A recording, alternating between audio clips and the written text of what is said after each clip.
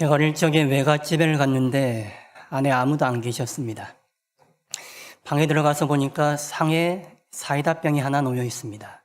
그래서 한 모금 마셔봤는데 맛이 이상한 거예요. 맛있어서 바로 뱉었습니다. 알고 보니까 사이다가 아니라 소주였어요.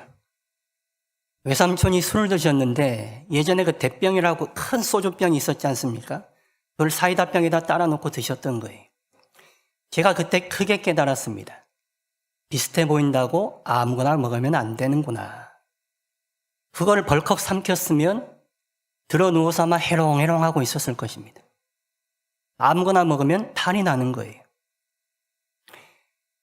우리가 무엇을 먹어야 하는지, 제대로 먹기 위해서 어디로 가야 하는지 오늘 본문이 거기에 대해서 말씀하고 있습니다.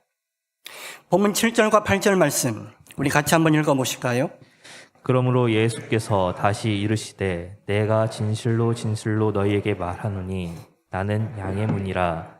나보다 먼저 온 자는 다 절도요 강도니 양들이 듣지 아니하였느니라.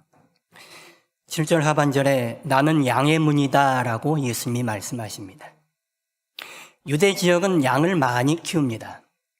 보통은 아침 일찍 양을 데리고 산으로 가서 풀을 뜯깁니다. 그리고 저녁이 되면 다시 마을로 돌아와서 마을 우리에다가 양을 넣고 밤을 지냅니다. 그런데 날이 좋을 때는 산에서 마을로 내려오지 않고 산에서 유숙하면서 계속해서 양을 치게 됩니다. 산에는 가설된 우리가 있어요. 제대로 된 우리가 아니기 때문에 거기는 문이 따로 없습니다. 문 자리에 목자가 누워서 잠을 자는 거예요. 그러면 그 목자의 문을 통과하지 않고는 양이고 아니면 밖에서 들어오는 그 누구고 들어갈 수가 없는 것입니다. 예수님이 그 얘기를 하시는 거예요. 양의 목자가 곧 양의 문이 되는 것이죠.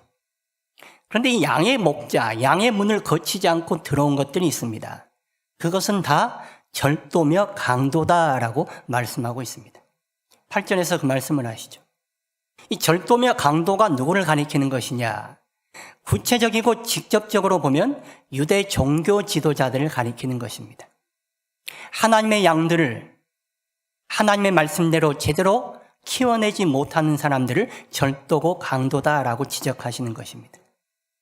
좀 더 넓게 영적인 관점에서 보자면 우리가 가지고 있는 가치와 생각들, 세상의 가치와 방식들, 또 우리가 붙잡으려고 하는 물질들, 우리를 인도한다고 생각하는 그 모든 것들이 절도며 강도다라고 말씀하고 있는 것입니다. 우리 안에 있는 것이나 세상의 것들은 우리를 하나님께로 인도하지 못합니다. 우리에게 구원을 줄 수 없습니다. 오직 예수님만이 우리를 하나님께로 인도하는 우리의 목자이시고 우리에게 구원을 열어주시는 구원의 문이십니다. 본문 9절 말씀 보십시오. 우리 9절도 같이 읽어보실까요? 내가 문이니 누구든지 나로 말미암아 들어가면 구원을 받고 또는 들어가며 나오며 꼴을 얻으리라. 내가 문이다. 나만이 문이다 라고 말씀하는 것입니다. 예수님만이 문이십니다. 그 예수님에게 들어가고 나오는 사람은 예수님이 주시는 꼴을 먹게 된다라고 말씀하고 계십니다. 꼴을 먹어야 하나님의 구원이 있는 거예요. 하나님이 주시는 생명이 주어지는 것입니다. 그래서 예수님만이 우리의 유일한 구원의 문입니다. 우리가 얻을 것은, 우리가 먹을 것은 세상의 그 어떤 것도 아니라 오직 예수님이십니다. 예수님이 공생애를 시작하시면서 광야로 가셔 40일 동안 금식하며 기도를 하시죠. 기도를 마치셨을 때에 사탄이 와서 예수님을 유혹을 합니다. 돌로 떡을 만들어 먹어봐라. 네 능력을 보여달라는 거예요. 40일 기도했으니 그 능력이 얼마나 충만했겠습니까? 그 능력을 내 앞에서 드러내봐라. 과시해봐라. 인간에게 필요한 것이 떡입니다. 하물며 40일 동안 굶주린 사람에게 가장 필요한 것이 떡이죠. 먹을 거리입니다. 그런데 예수님은 뭐라고 말씀하시느냐? 사람이 떡으로만 살 것이 아니요 하나님의 말씀으로 살 것이라 라고 말씀하십니다. 예수님이 이 땅에 계시면서 떡을 드시지 않으셨습니까?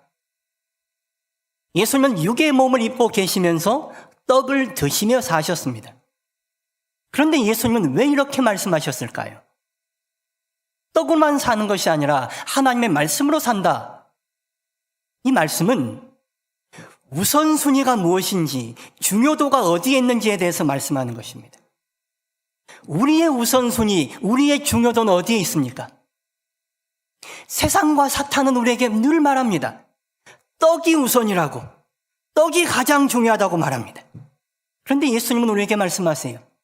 떡이 우리에게 우선되고 중요한 것이 아니라 하나님의 말씀이 우리에게 우선되고 중요하다고요. 떡은 우리의 육에 필요한 것입니다. 그러나 우리를 하나님의 사람으로 살게 하는 것은 세상의 떡이 아닙니다. 하나님의 말씀입니다. 하나님의 말씀이 있을 때에 우리가 하나님의 양으로, 하나님의 사람으로 제대로 살아갈 수가 있는 것입니다. 예수님께서 그 말씀을 하고 계시는 거예요. 9절 하반절에 보시면 들어가며 나오며 꼴을 얻으리라 말씀하십니다. 이 꼴이라는 것은 풀을 가리키는 것이죠. 목초, 목장을 가리킵니다. 예수님에게 나아가는 사람은 들어와도 나가도 풀을 얻는다는 거예요. 풀을 얻으니 생명 가운데 살아갈 수가 있는 것이죠. 얻으리라, 휴레세이라는 헬라어를 쓰고 있습니다. 휴레세이라는 단어는 찾다, 발견하다, 영어로 하면 find입니다.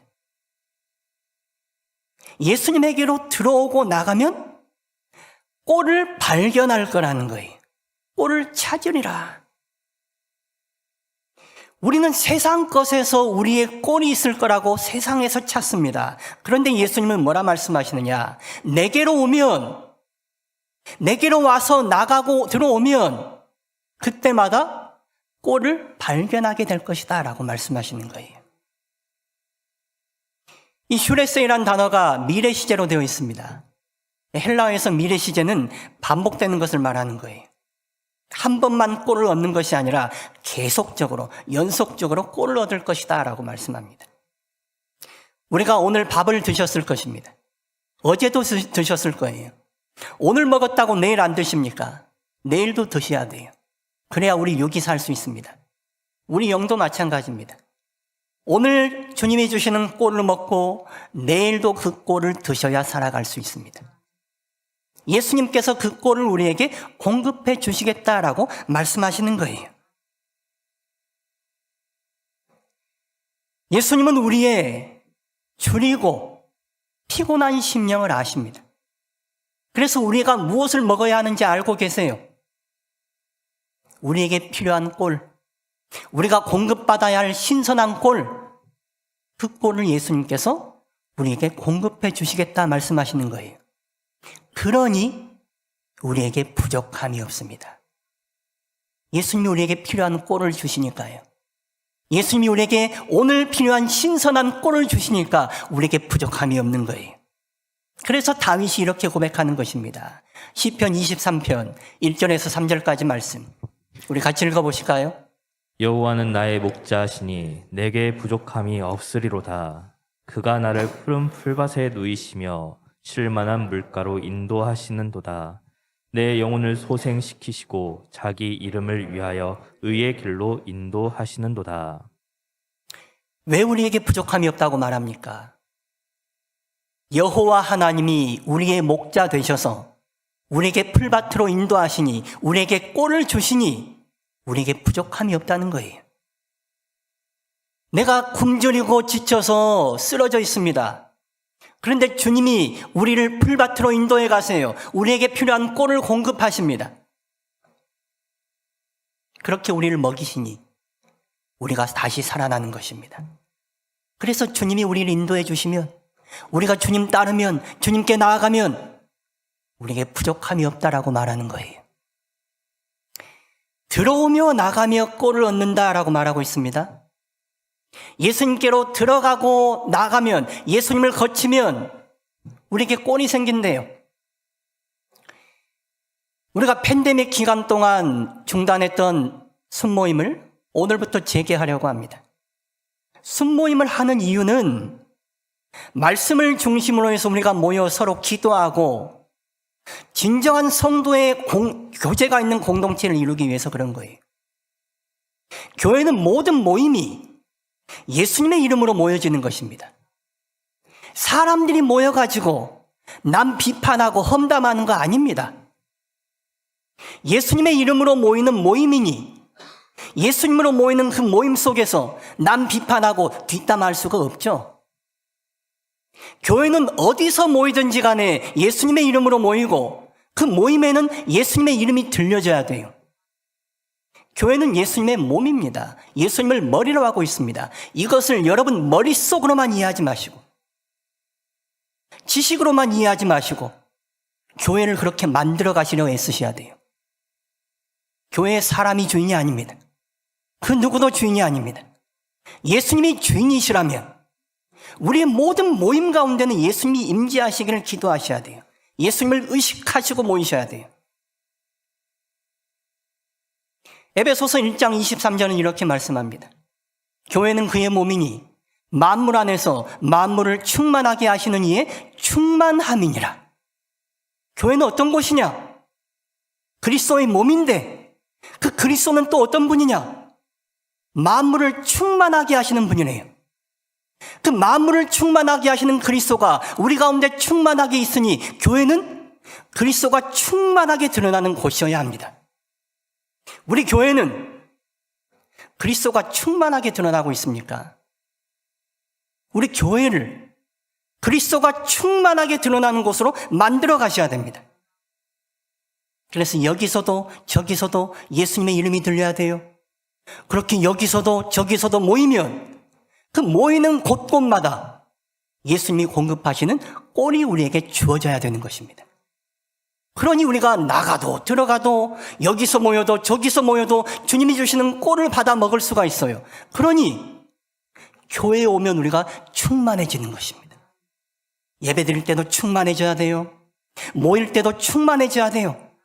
대그룹으로 모이든 소그룹으로 모이든 누가 모이든지 간에 충만함이 있어야 됩니다. 주님의 충만함이 넘치는 것, 그것이 바로 교회라는 것입니다. 오늘 10절 말씀 보십시오. 우리 10절 말씀도 같이 읽어보실까요? 도둑이 오는 것은 도둑질하고 죽이고 멸망시키려는 것뿐이요 내가 온 것은 양으로 생명을 얻게 하고 더 풍성히 얻게 하려는 것이라. 우리의 생각이나 우리의 욕망, 세상의 가치나 세상의 방식은 도적이요 강도일 뿐입니다. 우리를 멸망으로 이끌지 우리에게 생명을 주는 것이 아닙니다. 우리에게 생명을 주는 이는 오직 우리의 목자 되시고 우리의 문 되시는 예수님이십니다. 그 예수님에게 들어갈 때에 예수님은 우리에게 생명을 주신답니다. 그런데 그 생명을 어떻게 주시느냐? 풍성히 주신대요. 예수님은 생명을 주시는데 그저 간당간당하게 주시는 게 아니라 풍성하게 주기를 원하시는 거예요. 여러분, 간당간당 구원받아가지고 천국 가려고 하지 마세요. 예수 믿으면서 간당간당 그냥 목숨줄을 겨우 붙어가지고 천국 갈 생각하지 마세요. 예수님은 우리에게 그런 걸 바라시는 게 아니에요. 우리가 천국 갈 생명을 주시되 풍성한 생명을 누리게 하시길 원하는 것입니다. 그래서 이 땅에서 하나님 나라를 살아가기 원하시는 거예요. 하나님 나라의 좋은 것을 누리며 살아가기를 원하시는 것입니다. 병원에 가면 생명 유지 장치들이 있습니다. 호흡하기 힘든 분들은 호흡관을 끼워서 인공호흡을 시켜요. 그래서 생명을 유지시킵니다. 음식 드시기가 힘든 분들은 수액이나 영양제를 주사를 합니다. 그래서 생명을 유지시켜가는 거예요. 그분들에게 생명은 있어요. 그런데 생명력이 있다고 우리가 말하기는 어렵죠. 우리에게 생명은 있어요. 그런데 여러분들에게 예수님의 생명이 풍성하십니까? 예수님은 우리가 풍성한 생명을 누리기를 원하시는 거예요. 예수님이 우리에게 생명을 주신다고 할 때는 우리를 온실 속으로 옮겨간다 하는 말이 아닙니다. 우리가 거친 비바람을 맞고 척박한 광야에 있다 할지라도 그 환경에 굴하지 않고 이겨내게 만드시는 거예요. 광야에서도 견뎌내는 생명력을 우리에게 부여하시는 것입니다. 사탄은, 세상은 우리를 유혹하고 넘어뜨리려고 해요. 그러나 예수님이 주시는 생명력 가지고 우리는 거기에 넘어지지 않는 거예요. 굽히지 않는 것입니다. 지지 않는 거예요. 이깁니다. 그것도 넉넉하게 이기는 것입니다. 예수님은 우리의 영혼에 꼴을 공급하셔서 우리의 삶이 풍성해지기를 원하십니다. 영혼과 육은 서로 연결되어 있어요. 히브리인들은 사람이 영과 육으로 구성되어 있다고 생각을 했습니다. 영과 육이 하나라고 생각했어요. 그런데 헬라인들은 영과 육이 분리되어 있다고 생각했습니다. 서양 사상의 근간이 플라톤 철학입니다. 플라톤 철학의 핵심은 보이는 세계와 보이지 않는 세계, 영과 육을 이분법적으로 나누는 것입니다. 그래서 철학도 신학도 오랜 세월 동안 이 플라톤의 영향 가운데 있었습니다. 지금 세계의 정신세계를 지배하는 것이 서양의 정신이죠. 그래서 플라톤 사상이 전 세계를 지배하고 있는 것입니다. 그래서 우리가 영과 육을 늘 분리시켜서 생각하는 거예요. 그런데 성경은 히브리적 사고를 따라서 영과 육을 하나로 보고 있습니다. 통전적으로 보는 거예요. 예수님께서 우리 삶에 무슨 떡을 주시랴, 무슨 풀을 주시랴라고 생각하시는지 모르지만 예수님이 우리 영혼에 꼴을 공급하실 때에 그 꼴은 우리 영혼 안에만 머무는 게 아니에요. 그 꼴이 우리 육신에도 공급이 되는 거예요. 우리 삶에도 공급이 됩니다. 그래서 예수님이 주시는 꼴을 공급받는 사람은 우리 육이 살아나고 우리 삶이 풍성해지는 거예요. 예수님은 우리에게 꼴을 공급하셔서 우리의 육도, 우리의 삶도, 우리의 전 존재도 풍성한 삶을 살아가기를 원하시는 거예요. 여러분들 중에 이런 생각을 하시는 분들이 계실지 모르겠어요. 나는 사는 것도 어렵고 남들과 비교해서 여유도 없고 사는 게 재미가 없다. 나는 나이가 늙었는데, 나이가 들었는데 내가 말씀 듣는다고 뭐가 달라지랴? 내 삶이 뭐가 희망이 있으랴? 이렇게 생각하시는지 모르지만 잘못된 생각입니다. 우리가 나이가 들어가면 기억력이 감퇴하는 걸 느낍니다. 뭔가 배우는 게 어렵다는 걸 느껴요. 그래서 희망줄을 놔버리는 경우가 있어요. 그런데 그러시면 안 돼요. 나이가 드셔도요, 사람이 계속해서 발전을 합니다. 뇌를 연구해 보니까 뇌가 계속해서 발전한다는 거예요. 뇌의 인지 처리 속도는 10대 후반의 정점에 달한답니다. 그리고 학습 능력 및 기억력은 20대 초반의 정점에 달한답니다. 25세에서 35세의 단기 기억력이 정점에 달합니다. 그러니까 우리가 35세가 넘어가면 기억력이 떨어지면서 내 머리가 나빠지는구나라고 생각하는 거예요. 그런데 뇌가 약해지는 부분도 있지만 강화되는 부분도 있습니다. 사회적인 이해도는 45세에서 55세가 되면 정점에 이릅니다. 언어 지식은 65세 이상이 돼야 정점에 이릅니다. 우리 뇌가 쇠퇴하는 게 아니라 쇠퇴하는 부분도 있지만 계속해서 발전하는 부분이 있다는 거예요. 우리 육이 계속해서 나이 들면서 약해지는 것이 아니라 발전하는 부분도 있어요. 그러니 인생을 포기하시면 안 되는 거죠. 더군다나 예수 믿는 사람은 인생을 포기하시는 게 아니에요. 예수님이 우리에게 꼴을 공급하시면 우리 육이 성장할 뿐만 아니라 우리 영이 성장해요. 우리 영이 성장할 뿐만 아니라 우리 육이 성장해요. 우리 삶이 발전하는 것입니다. 그래서 우리 삶이 풍성한 삶을 누릴 수가 있는 거예요. 아멘도 안 하시네요. 우리의 생각을 좀 바꾸셔야 돼요, 제발. 나는 끝났다, 나는 힘없다, 늘 힘없다 하시면요, 늘 그렇게 힘없다가 돌아가시는 거예요. 출애굽한 이스라엘이 가나안을 점령할 때에 갈렙이라는 사람이 헤브론을 나한테 달라고 요구를 합니다. 여호수아 14장 10절에서 12절 말씀 우리 같이 한번 읽어보실까요? 이제 보소서, 여호와께서 이 말씀을 모세에게 이르신 때로부터 이스라엘이 광야에서 방황한 이 45년 동안을 여호와께서 말씀하신 대로 나를 생존하게 하셨나이다. 오늘 내가 85세로 돼 모세가 나를 보내던 날과 같이 오늘도 내가 여전히 강건하니 내 힘이 그때나 지금이나 같아서 싸움이나 출입에 감당할 수 있으니 그날에 여호와께서 말씀하신 이 산지를 지금 내게 주소서. 당신도 그날에 들으셨거니와 그곳에는 아낙 사람이 있고 그 성읍들은 크고 견고할지라도 여호와께서 나와 함께 하시면 내가 여호와께서 말씀하신 대로 그들을 쫓아내리이다 하니. 헤브론은 고지대에 위치한 큰 성읍이었습니다. 게다가 견고한 성벽이 있습니다. 거기는 아낙 자손, 덩치가 크고 힘이 센 족속이 살고 있습니다. 그러니 이스라엘 그 누구도 그 땅을 점령하겠다고 내게 달라고 요구하지 않았습니다.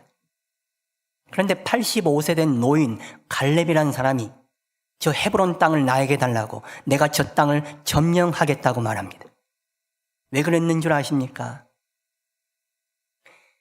45년 전에 하나님이 헤브론 땅을 갈렙에게 주겠다고 약속을 하셨습니다. 그래서 45년 동안 갈렙은 그 말씀을 자기 마음에 품고 살았습니다. 그래서 가나안을 점령할 때에 하나님이 내게 주신다고 약속하신 저 땅을 내게 달라는 거예요. 내가 점령하겠노라고. 가나안 점령의 1등 공신은 여호수아, 그 다음이 갈렙입니다. 그러면 갈렙은 헤브론 말고 더 좋은 땅, 점령하기 쉬운 땅을 요구할 만한 자격이 충분합니다.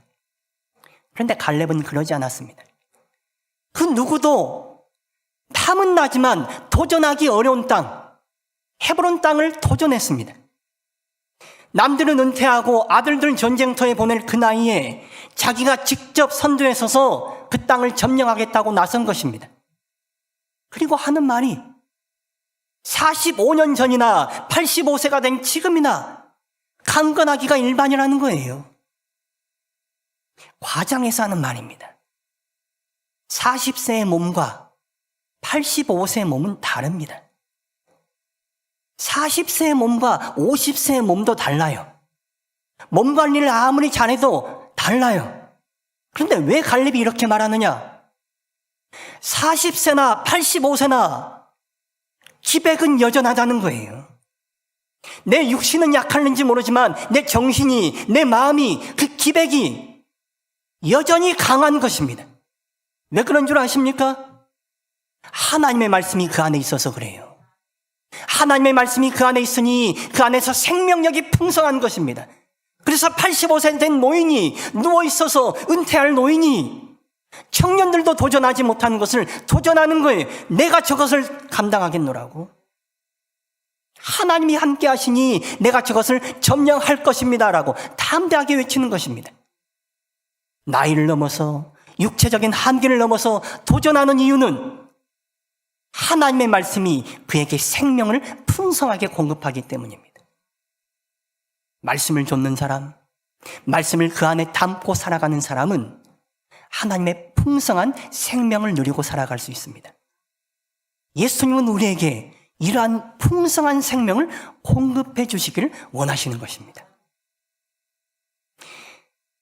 예수님은 우리에게 무거운 짐을 지우려고 하시는 게 아닙니다. 우리가 예수 믿는다는 게 힘들게 느껴질 때가 있어요.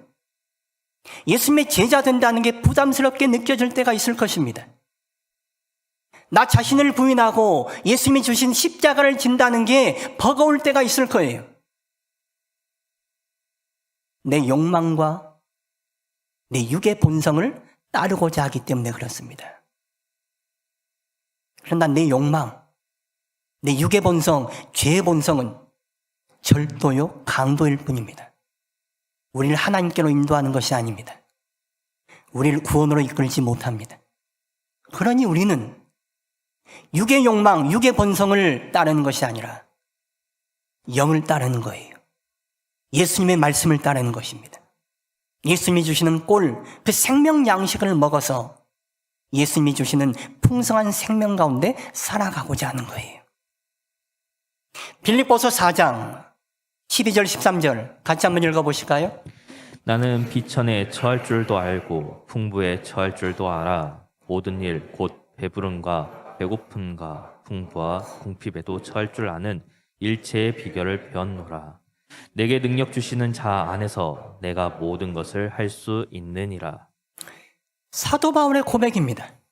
나는 비천에 처할 줄도 알고 풍부에 처할 줄도 알고 배고픔과 배부름과 풍부와 궁핍에 내가 어떤 환경을 맞이한다 할지라도 환경이 좋든 안 좋든 나는 어떻다는 거예요?